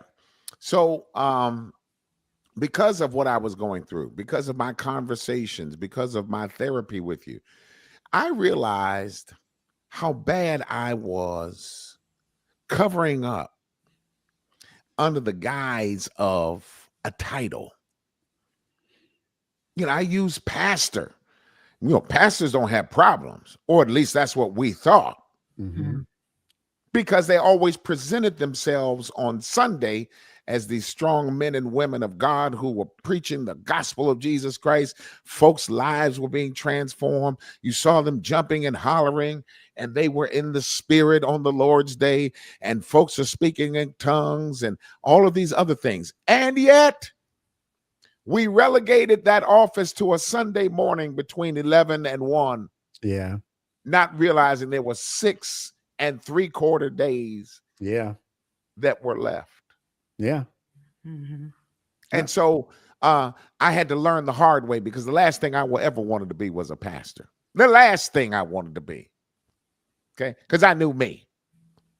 But the impetus behind even my dissertation is that we never talked about mental health or mental wellness, not just in the church. We didn't talk about it at the house. Because all of us were grown up, we've heard this expression, whether it's in your house or somebody else's. What goes on in this house stays in this house. Yeah. And so that wasn't just about somebody drinking or somebody got somebody pregnant. I'm talking about what you were dealing with emotionally. Right. So what's going on in this house stays in this house. And it was eating folks alive, particularly the office of the pastor in the Black church. We don't talk about it because, we've relegated the words to crazy, insane. That's it. Tore out the frame. They cuckoo for Cocoa Puffs. Yeah. Ain't no time to talk about those things, because it diminished who we were when we talked about it. But the reality is we as a people have been suffering for hundreds of years. And we just never talked about our suffering because we didn't want anybody to think we were weak. Yeah. And so specifically males, they don't talk about their issues because that's feminine. And so now you become picked on, you become the, bullied. Yeah. Or B-boys. That's what they used to call them, B-boys. But now we have access to it. And Tyreese said something. I think Tyreese is when I was on your podcast. I think that's where I heard you say it. when you were talking about your fee, and they gripe about the fee, and you say, well, see those red bottoms you just walked in here on? I mean, it is amazing to me that people will have a $3,000 purse, $1,500 shoes, and say, how much is your fee? Yeah, it floors me that people are not willing to invest in the things that really matter. It's sort of like what the scripture said about we storing up our riches and things that, here goes showing my heathenism again, but we storing up things that really don't matter, but not putting in where it really matters. And we really have to, like, our mental, and the world is rough. Like, we live in a very violent, very rough world that for Black people, it's not safe. It is just, we are not safe, and it's not getting better. It's getting worse. And people are losing their jobs. People are being harassed on their jobs, not honored or respected in their jobs. People don't have enough money to make sure they have the Maslow's hierarchy of need. Their basic needs are not being met. It's a rough place, and we have got to we've got to really put our money where it really matters. Yeah. Like, we're buying kids all of these games and stuff, and these babies need some help. Our adults need some help. Our men need some help. I do want to say, though, my clients are mostly law enforcement and male. And I've got to say, I've been very proud of the work I've been doing, that we have a lot of males, a lot of police. You can't get more bravado than police and firemen. But my work with first responders is really taking off in that they are coming. I do training in my day job. I train them on how to deal with people with mental illness and otherwise compromise. And by the end of the week, I get a couple of new clients each time. So I'm grateful again. God has placed me in a very good position to be able to do this type of work, because everybody's not. I tell people all the time, we talk about hiring people. Everybody ain't cut out for crisis work. You can be an amazing social worker in an office, but dealing with people and their mental illness in their home and on the street is a different type of work. And again, I didn't learn it in school. I learned it on the street, working with people, keeping myself safe, keeping my team safe. Like this, everything is not going to be learned in the classroom. So I want to make sure that we honor that on the job training, the real stuff that people are dealing with, because sometimes the classrooms are out of touch too. I didn't learn much about how to deal with my people in a classroom. The curriculum. The curriculum wasn't talking about everything that happened in this house, stay in this house. Nobody prepared me for that. They also prepared me that they didn't prepare me as my family had. You spare the rod and spoil the child. That is not what the textbook said. But my Bible says it, so I'm going with that. Because had I not beat my children, then the world would be beating them. Exactly. And we see that where our children are they are not disciplined children. And so now you have a cop that will kill them, or somebody else will kill them, or they will kill or incarcerate our children because we listening to people who don't know our children, and they are truly the oppressors. And we are listening to the oppressors, and we are letting the oppressors educate our children. That's another show. Also, we're letting them educate our children and tell us how to raise them. And even therapy, I cannot educate the people that I see from a lot of the stuff that I learned. I'm just sorry. It does not apply. Yeah. And if I may, that's why I say quality mental health care. And I don't want to turn anybody off when I say this, but Bree knows when I go to church, I've been in Christ for over 40 years. I don't want to go to a steakhouse and you're serving me nuggets. I want a nice T-bone. I want a nice ribeye. Not a Wagyu. Step it up. So Bree knows, and when we go, now I'll sit there, but I don't go listen to everybody. I don't. You gotta be able to tell me something. And when you're preaching, anybody can take a title, a text, 3 points leading to the cross, Anybody can do that. I don't want you to tell me about Christ. I want you to make me feel him. Right. I don't want you to tell me, oh, that you can distinguish between borderline personality and narcissistic personality disorder. I want you to help me. When I'm in pain, I want you to help me. And Bree, you know, I tell people, you may want to go see somebody else before you come see me. Because if you ring my bell, I'm going to open the door. Mm-hmm. I'm going to open the door. So you may want to see somebody else. But God did not bring me through what he brought me through in order to give you some chicken nuggets and the fries in a steakhouse. Because I don't know if when I see you this time, if it's going to be the last time. Right. There's one of my patients on here, so I have to be careful how I say it. A young child was just murdered in her family. She's ex-police, DC police, Tyreese. And when she comes to therapy, and I literally just said it to her, Bree, the other day, I hated coming to my office on Tuesdays because invariably she's going to show me a picture of this child. And I'm thinking, who could snatch a life from a child who's not even 2 years old yet? I effing hate it. I hate, and I just told her the other day, Bree, I hated Tuesdays because I knew I would see you. And to watch her, Tyreese, hardened DC police officer, and she talks about being on those crime scenes that we talk about. And to sit here and I say, you know what? You cry with your hands and with your feet. She said, what do you mean? I said, well, there's a term, psychomotor agitation and retardation. When you are feeling something and you're not expressing it, your hands are speaking for you. You're shaking your legs. And eventually, Mark, the tears would just flow.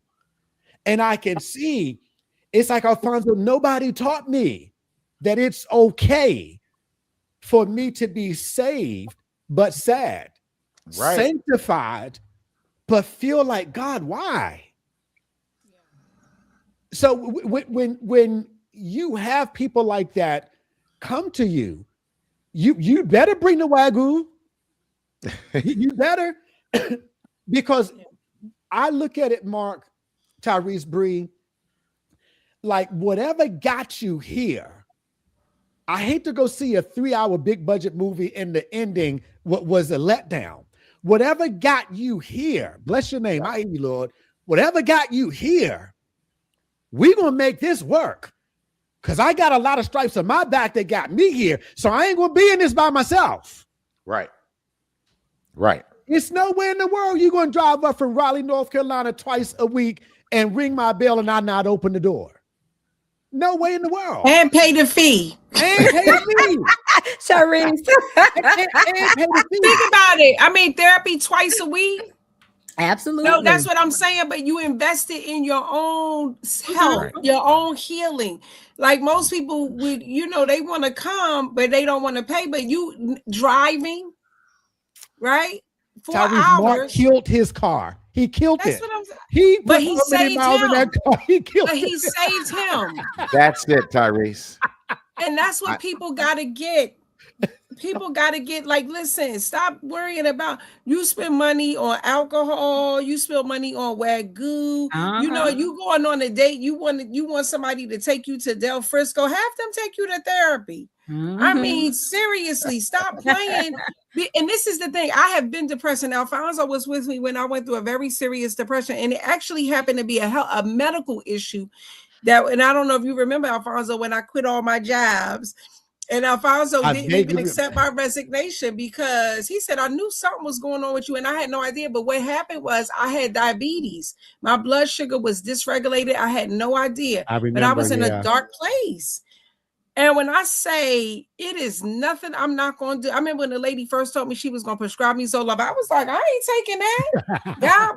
God told me, how dare you be in here talking to people about taking care of themselves, getting well, and you like, no. So I took it for 30 days, got my blood sugar regulated, and then I refilled the prescription, but I never had to take it, and I thank God, but it really taught me. I thank God for that experience because I really felt like, and again, in school, I really felt like if you're depressed, you could pull yourself up from their bootstraps. No, sir. No, sir. There was no boots. I didn't have on boots. So again, life experience. So when somebody is depressed, I get it in a very different way that school could not have given me. And so I refer people, a lot of my clients, when we're looking at depression, you go to your doctor, you get a sleep study, because you could be irritable because you're not sleeping. You might have sleep apnea. You might have diabetes, or your blood sugar is dysregulated, hypertension, these medical conditions. So you, again, out of my lane, I'm not going to be like, oh, this is what you have, because that's not my degree. But referring, so we got to be able to work collaboratively with people, because sometimes people are they're seeing me, but they're having a spiritual crisis. And y'all see how much Bible I don't know, so I have to tell them, hey, seriously. Listen, we know your pastor. I've been in Christ all my life, but honey, look, I've been in Christ all my life, but there's some things I don't know. But I think that collaboration is key, because there's some spiritual answers I'm not able to give people. There's some medical things, because it's all connected. And I want to encourage people, you might run into another Cheyenne Brian. It is up to you, good people, to research. I remember my husband was buying his car. When I say he researched that thing to death, so he got the right car. And that's how we have to really look at how we're investing our money and our time into people. And a degree by itself is not just the answer, right? Because there are plenty of people who look really good on paper, and they're not worth the paper it's written on, because they don't have the skill. They're not ethical. For a lot of reasons, like Alfonso pointed out, a lot of reasons. What other things we have to really look at. And then there's some people who don't have the highest degree, but are amazing what they do. I think, and I used to tell people this when I worked on crisis. I don't care if you don't know the mental health field. I need to know you love people. I need to know you in here with people, because I can teach you what you don't know. I can't teach you to be kind. I cannot teach you to have a heart for people, to not see somebody. You don't leave somebody suffering. 4 o'clock, you off. Not if you have a heart for people. Sometimes I've had to say, I'm not going to be home for dinner, because I got somebody in front of me needs my help. I can't teach that, but I can teach you about schizophrenia. I can teach you about bipolar. I can teach you where the hospitals are and how to fill out an emergency petition. I can't teach you how to be kind and how to love God's people. That's it. Mark and Bree, I'm gonna give you guys the last word. Ladies first. Well, I'm honored to be on the podcast with you all. Tyreese and Al, what you all have to deal with therapy is just, oh my gosh, I don't know how y'all do it, but you do it, you keep doing it, you keep pouring out, keep helping. Kudos to you. I tell you, kudos to you. And my therapist, look, Janet Callwood Jackson is on. Look, she's in the comments. So, so I have a therapist. Look, I know what it's like, what you all do, and I'm just so thankful for everything that you all give. And just listening to you, Tyreese, as a woman, and watching you do your thing, girl, I'm just loving that. You are very inspiring. Amen. And Mark, you too, just as a pastor, you said something really poignant, just about like knowing how to stay in your lane. You have pastoral counseling, and you know how to do that, but when it's outside of your scope, you pick up the phone and call someone else who is more suited to that. So I mean, just thank you all. Thank you all. This was really, really good. Look, and I don't have a PhD, but my bachelor's degree is right over there in the corner, y'all.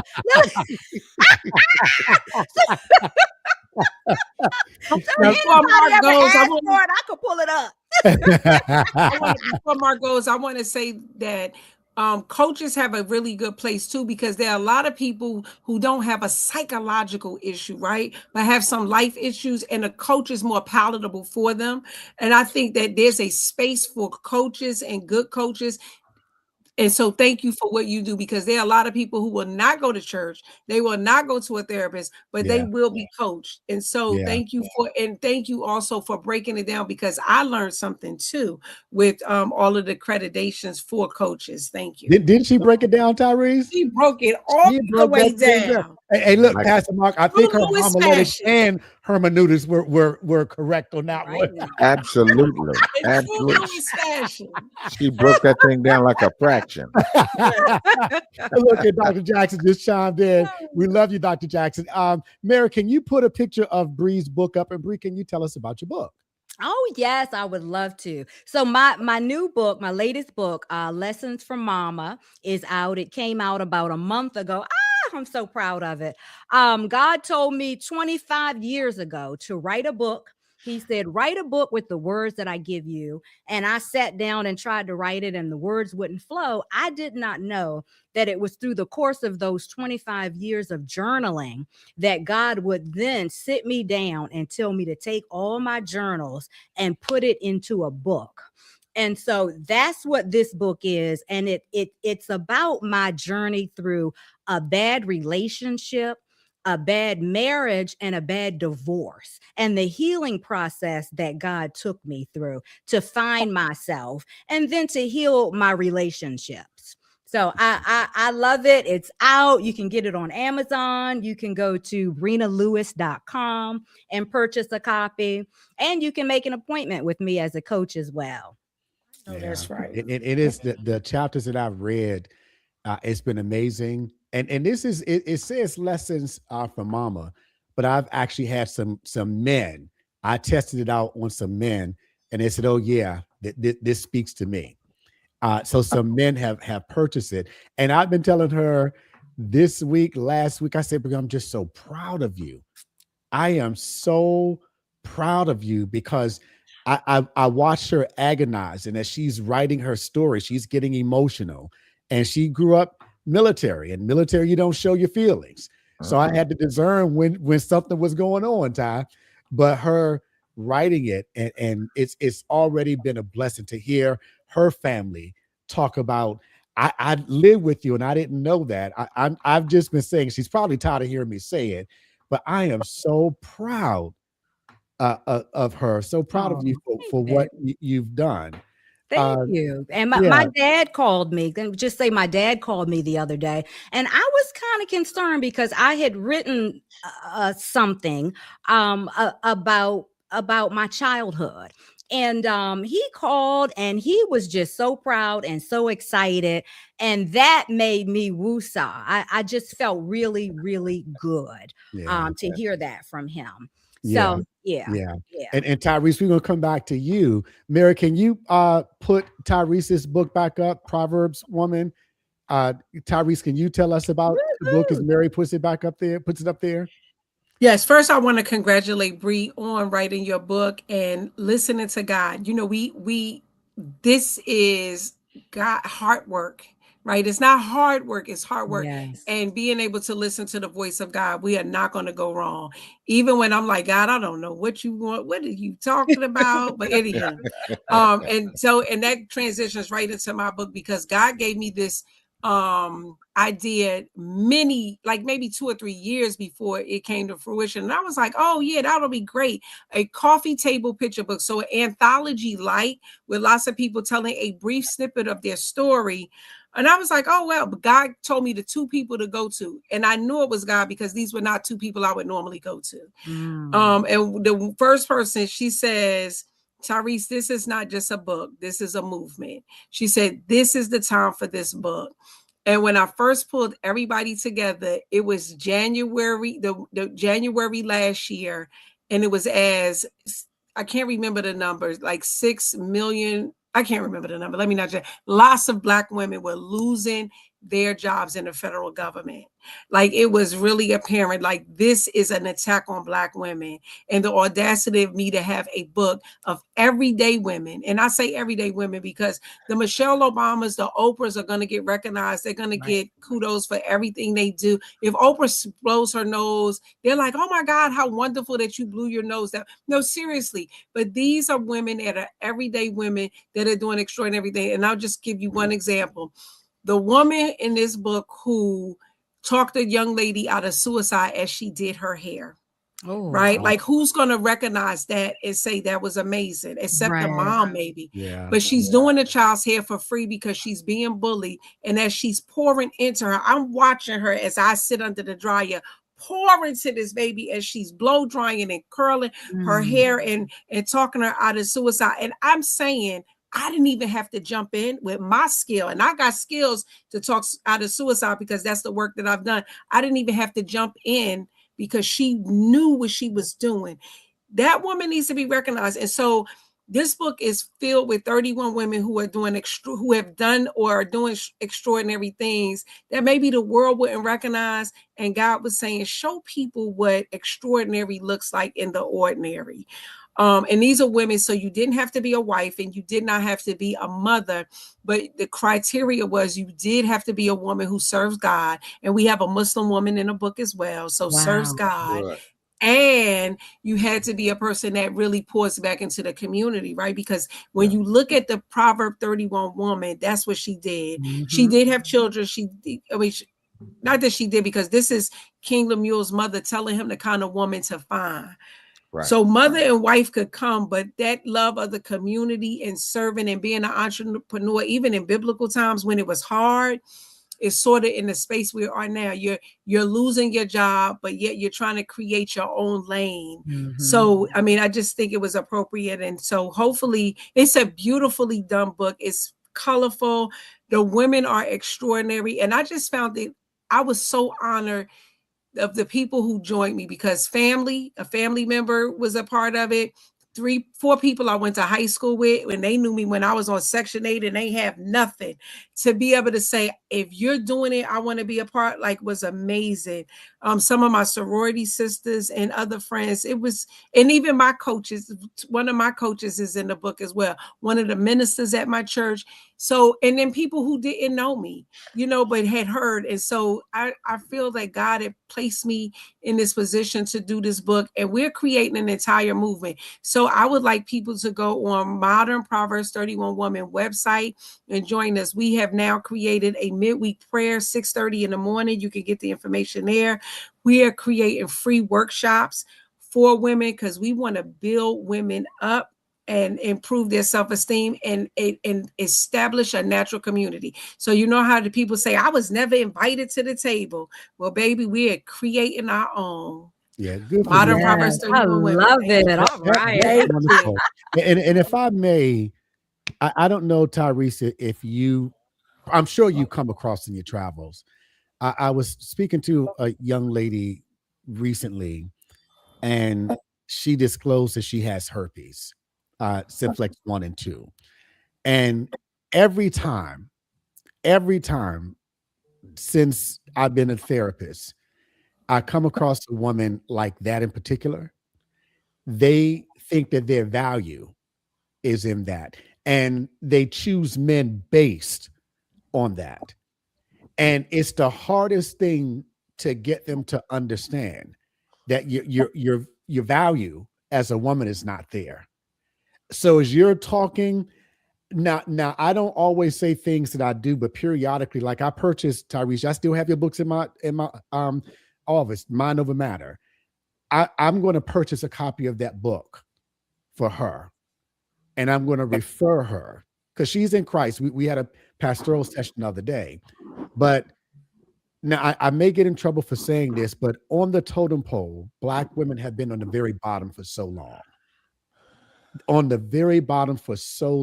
Malcolm X said it, and it's still true today. The Black woman is the most disrespected person on the planet. And it is still true today. Yeah, he said it in 1967. So I'm gonna go and I'm gonna order a copy. I don't see her on, so she doesn't know that I'm doing this, but I'm gonna get that book for her, and I'm gonna also make sure I have her connect over there with you. Okay, so please order from our website because the Amazon charges way more. Yes. Okay. Well, yeah, because you have to autograph it for me, Tyreese, for her. Okay, of course. Dr. McAllister. Well, thank you for the honor of sharing my book and my passion. It really is God's work. Like this, the book sales, it means a lot to me because I think people will see themselves in the book, but it's not about the money. It's Yeah. not about the money for me. Yeah. Well, we're going to make sure we do that. Mary, can you put Mark's book back up, Suffering While Serving? God bless me. I appreciate, Mark, you asking me to do my part there. I treat a lot of pastors. And when I was reading, I don't know why Janice Hawkins always stands out to me when I read her story. It's like, oh my God. And it wasn't like one tragedy after the next. It was a story of survival. And just the title, Suffering While You're Serving. I can't say enough. There were Sundays I didn't want to go to church, let alone go to church and preach. And as Mark would always say, if you pastor Black folk, you better have a therapist. That part. So Mark was the visionary behind this. I know he's got something else up his sleeve, but you can still get this. The QR code is there. Mark, can you talk? Whatever you want to say, but I definitely want you to say more about the book and anything else you want to. Well, Suffering While Serving was a labor of not only love, but it was also a labor of connections, because a lot of folks, a lot of the authors in here didn't know each other. But by the time we finished this project and we finished our coaching with all of this, we've been inextricably connected from day one. It has just been a delight. I will give you this hint. Suffering While Serving Volume 2 is coming. So Yes. All right. Is that Friday soap opera cliffhanger? That's it.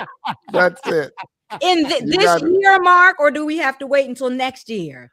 We're gonna hopefully try to get it before Christmas is done. Okay.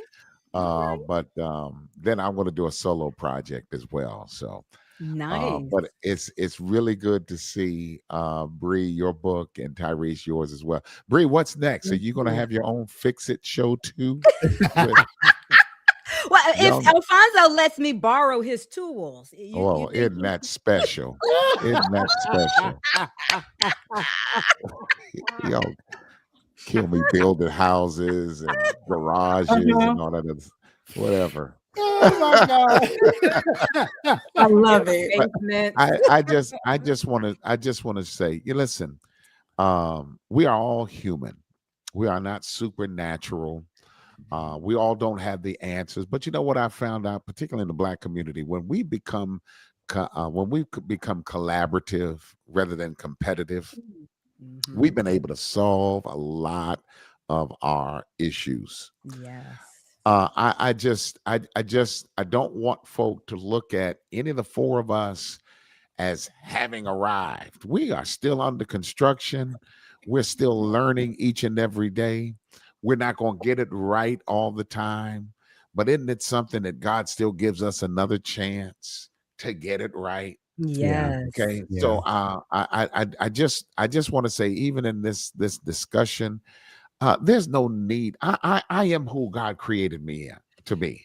I'm not trying to be anybody other than it's a hard job just trying to be me. Yeah. So I don't want to put on a front. I don't want to try to make myself something I'm not.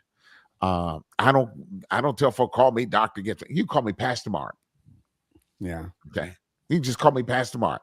Oh, and listen, my mama didn't name me Pastor. You just call me Mark. To be honest with you, because I think when you get caught up on and when you become intoxicated and addicted to how folk view you, you'll never be able to view yourself right. as who God wants you to be. That's right.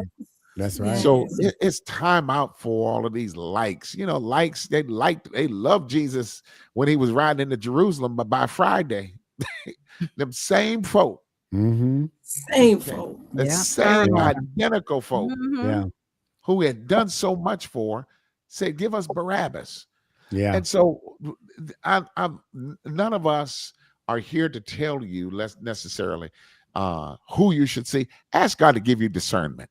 That's right. Just because they've got a degree hanging on their wall doesn't mean they have common sense in their heads. Yeah. Okay. Yeah. And common sense says there are things I don't know how to do. I love to fly, but I don't fly. Yeah. If that makes sense. Yeah. You're not going to see me walk into the cockpit because I don't know the instruments. Yeah. Okay. But Yeah. I do know that there is somebody that's behind that door, supposedly, that does have the credentials. Okay. And so Amen. at the same time, I want us to view life the same way. Okay. No one person has all the answers, but when we come together in a collective, and there's nothing wrong with saying, I don't know. Yeah. And let me also say this, and this is did you know that NO is a complete sentence? I love it. No, I can't help you. And Nope. so you've got to KNOW when to say NO. You got to know when to say no. Amen. And you got to know when it's not something that's in your purview or in your ability or your skill set. Yep. Okay. Like you said, Tyreese, some folk don't need therapy. Sometimes they just need coaches. Yeah. To move them along. So everybody plays a pivotal part in the process. But the coach doesn't try to be the team. That's right.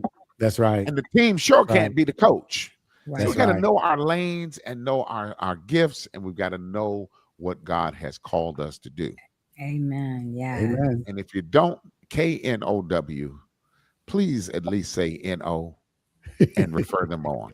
I love it. I'm done. Yeah. All right, Pastor Mark. Hey, I appreciate you guys. Mary, if you could put my book up, The Devil Has a Big ... This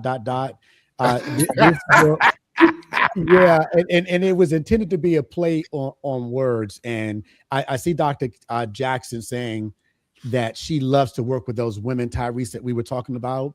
Well, with your book, I wrote this book because when I'm working with women, trying to help them build their self-esteem, not rebuild, build. It wasn't there. Build their self-esteem. And I hear them talk about why they're with this man. He has a big house. He has a big car. He has a big wallet. Tyreese, I know you've heard this. It's always something. He has a big package. It's always something. And it hurts me to say this. Dr. Jackson, don't get on me when I say this. It hurts me to say this as a man. It shouldn't be my job to tell a woman that you're worth it. There should be other women out there who are role models. Yes. I can't be your role model. I used to be the one who would hunt you. That's why I know what I'm talking about. I was that devil that used to hunt you. And I've had a lot of men say, Alfonso, you just telling the women everything. Yeah, because I know there are people who've probably had to go through therapy because they messed around with me. But if you don't know your value, and every woman has a pattern, you may not think so. Every woman has a pattern, every woman. But it shouldn't be my job as a man to tell you I should be adjunctively helping. I did my part with writing the book, but just because he has a big paycheck, he has a big house. One of my patients told me about a website that has these men on it to watch out for.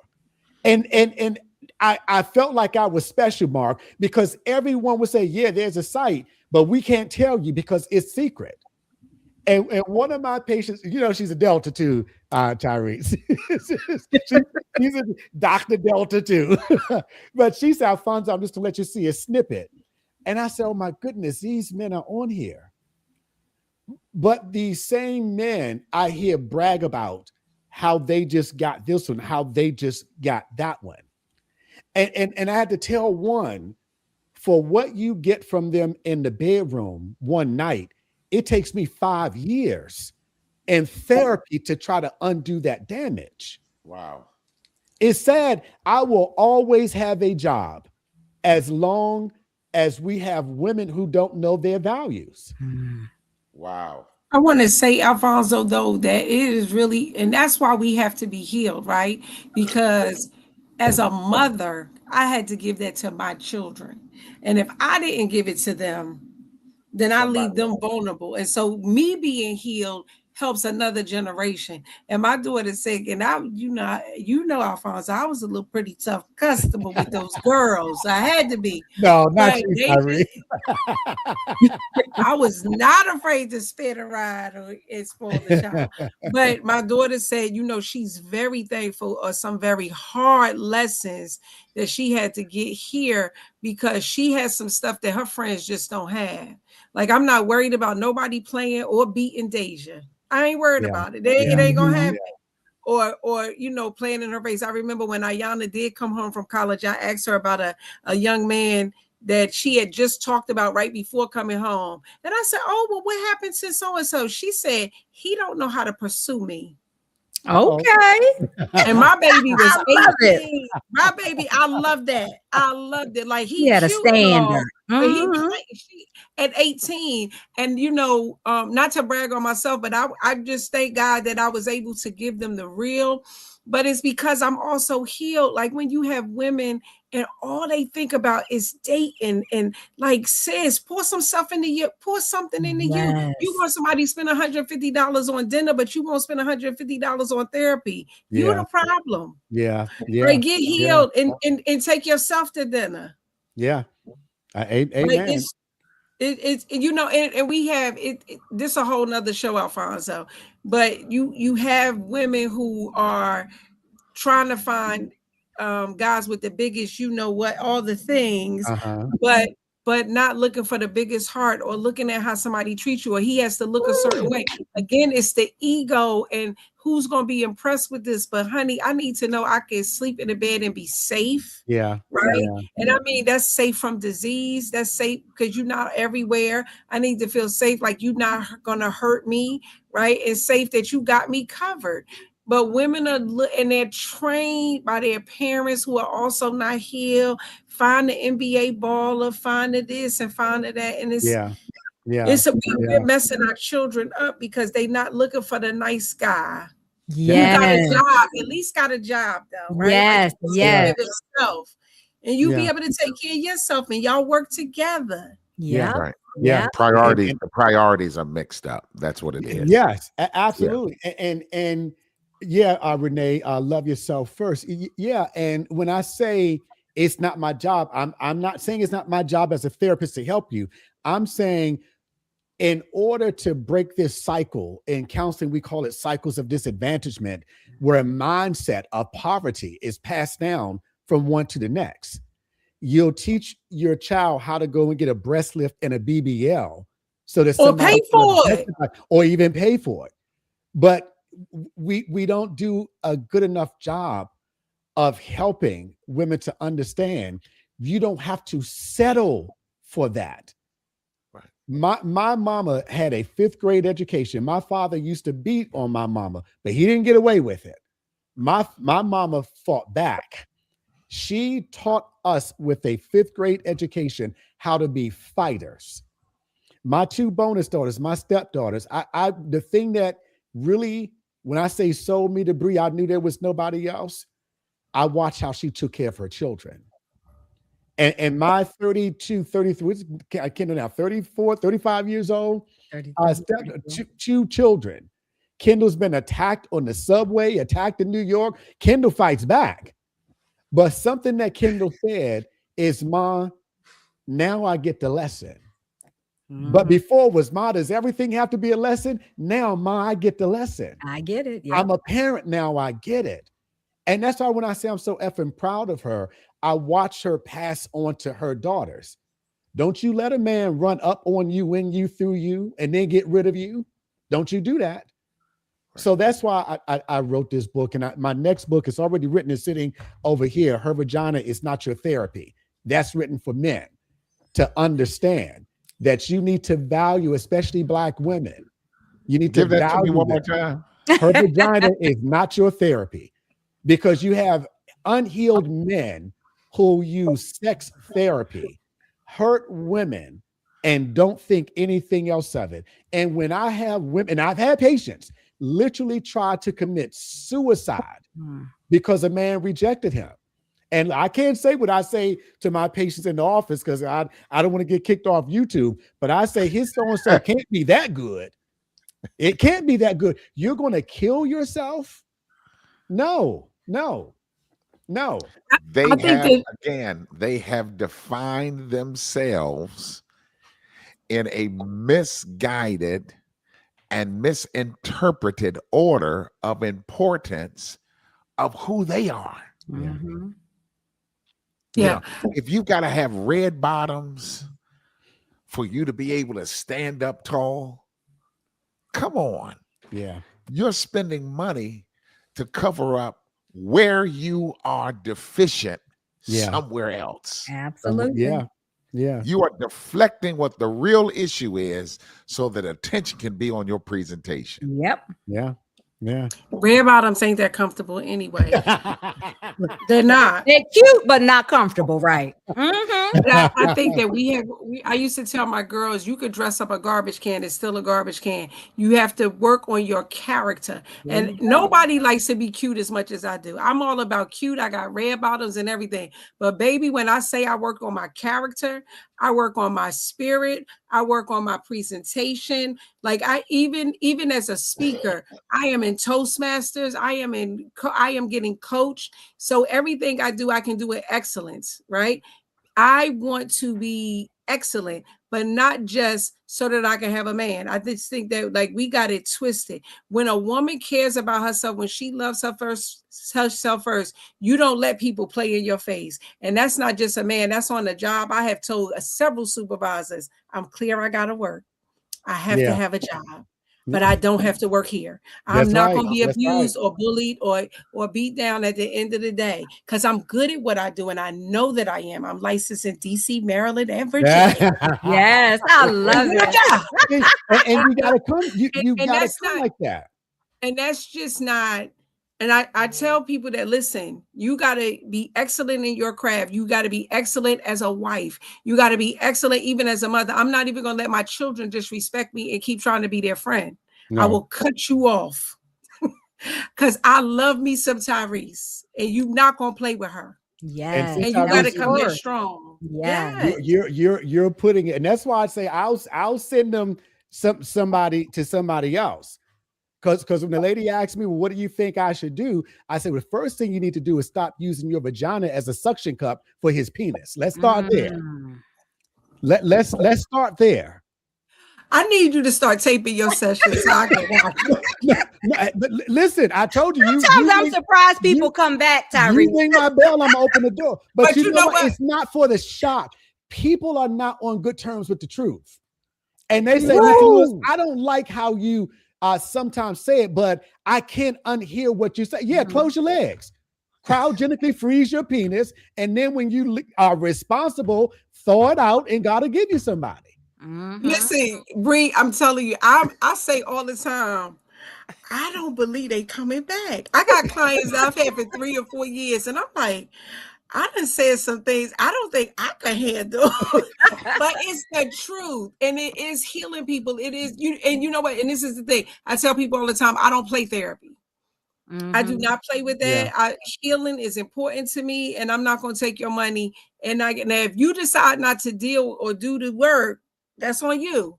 But I'm not playing with you. Yeah. That's one thing I love about my therapist. She will tell me the truth. You know, don't co-sign what I want to hear. Tell me the truth, even if it hurts. What you gonna say something? And we have to find people that will give us that, even if it's a friend. You need somebody who's gonna be like, listen, girl, that don't look good. Or you shouldn't have said that. Why would you say that? Yeah. Go ahead, Pastor Mark.